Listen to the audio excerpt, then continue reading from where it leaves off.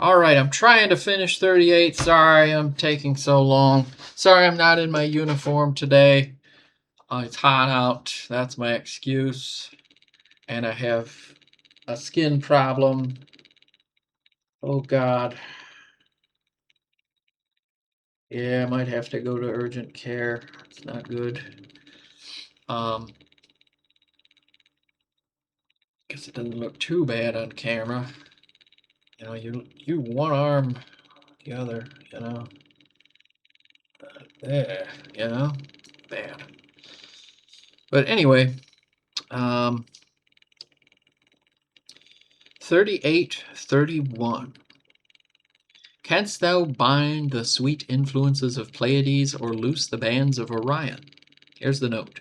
Pleiades and Orion, see note on Job 9:9. Pleiades appears in the spring. Orion is seen from October to January.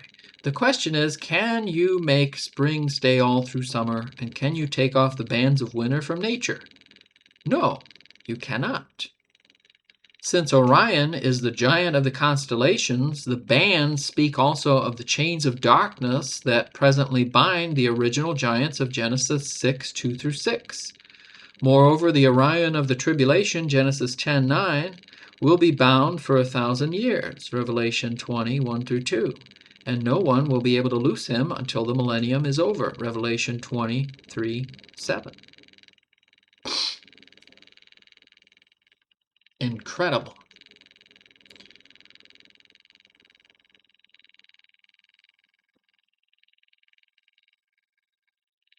So that means you're going to see the giants again in the tribulation period, and they'll be bound for 1,000 years, and no one will be able to loose him until the millennium is over.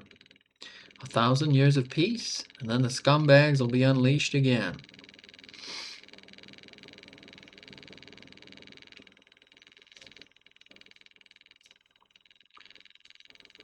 Well, I guess that's Satan, but anyway. 38, 32. Canst thou bring forth Mazzaroth in his season, or canst thou guide Arcturus with his sons? The sons of Arcturus, see note on Job 9:9, are supposed to be the 3 stars in the handle of the Big Dipper. In the Bible, the Big Bear is in Proverbs 28:15, Daniel 7, Amos 5:19, Revelation 13:2. He is connected with a lion. See also 1 Samuel 17:36. Are these all fallen angels? Is this a reference to Satan, end times, prophecy? Could be all symbolic of that.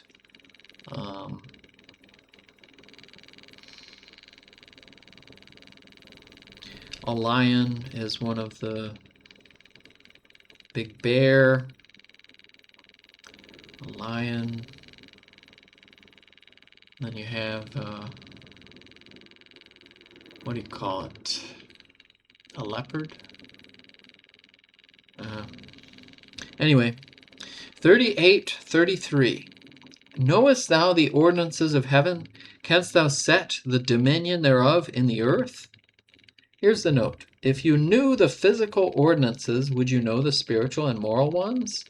How would you find out about them? You are going to have to set them on earth. Matthew 6:10.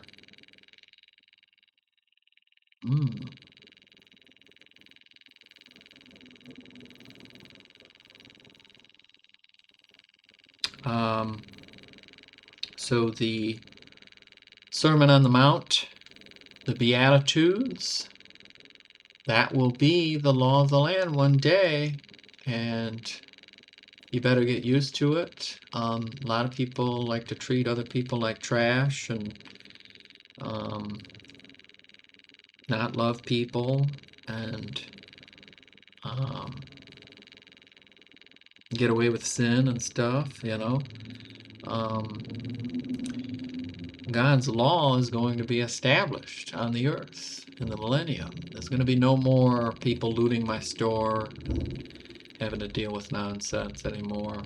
It's going to be okay one day, but right now I work at the Wild West store. That's where I work. My name's Joe. I'm the shopkeep. Yeah. 38:35. Canst thou send lightnings that they may go and say unto thee, Here we are? Lightning is a reference to Baal, which is another Satan thing, I think. Electricity. All right, here's the note. Lightning is connected with electricity. Thus, through telephone, radio, and TV, we are able to say, Here we are. No one could do it until Samuel Morse invented the telegraph, 1844. See Appendix 89. So,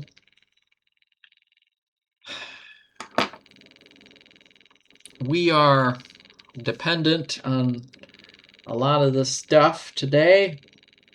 And is it necessarily good for you? Some of it is good. A lot of it is bad.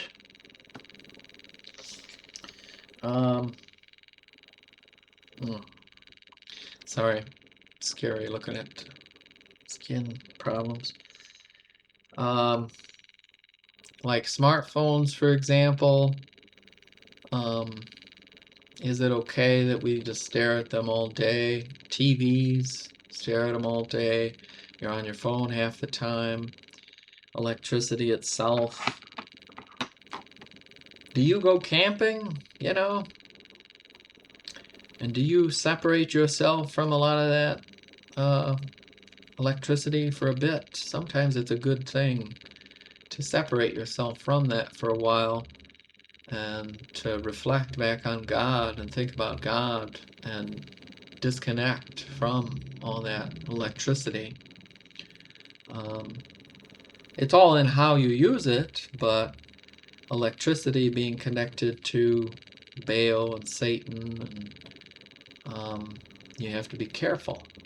Something that's a benefit could turn out to be something bad, so you have to be careful with anything, really. All right, 38:36. Who hath put wisdom in the inward parts, or who hath given understanding to the heart? That's what we started with.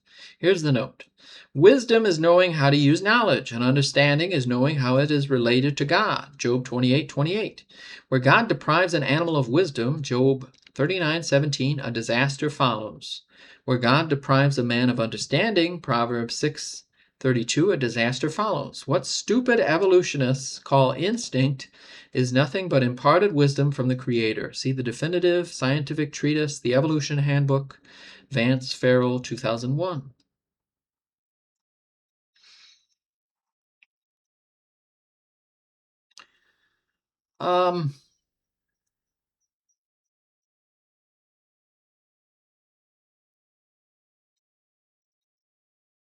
Imparted wisdom from the Creator.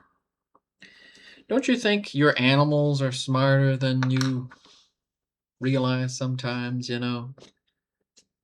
Like how they react to a storm or just the look in their eye and stuff. I feel like animals have a lot more wisdom than humans sometimes. Anyway, we made it through chapter 38. Took all day, but we're there. All right. You have a great day. Thank you. Goodbye.